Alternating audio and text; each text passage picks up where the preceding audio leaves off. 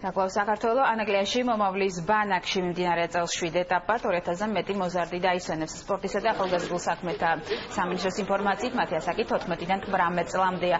თვითონაკადი ბანაკში 10 დღე დარჩება და სპეციალურ საგანმანათლებლო კურსს გაივლის.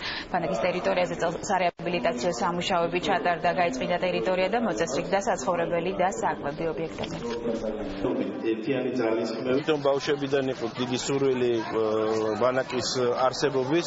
ჩვენ გადავწყვიტეს რომ აქ უფრო სკოლის მოსწავლეებმა მიიღონ მონაწილეობა და მიიღონ ის განათლება, რომელიც მათ ქვეყანას შეაყვარებს ერთმანეთს და აქედან დაბრუნდებიან მეგობრებად. პროგრამა არის ძალიან მრავალფეროვანი და ძირითადად მოიცავს არაფორმალურ განათლებას ადამიანის უფლებების, ეკოლოგიის და მთელი რიგი სხვა საკითხების შესახებ.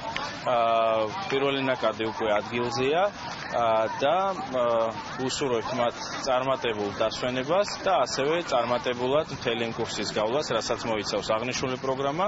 აქ ძალიან დიდ განათლებას მივიღებ, გავიცნობ ბევრ მეგობრებს და ძალიან სასიამოვნოდ ვაპირებ ამ 10 დღის გატარებას და ძალიან მიხარია აქ რომ მოხვდი.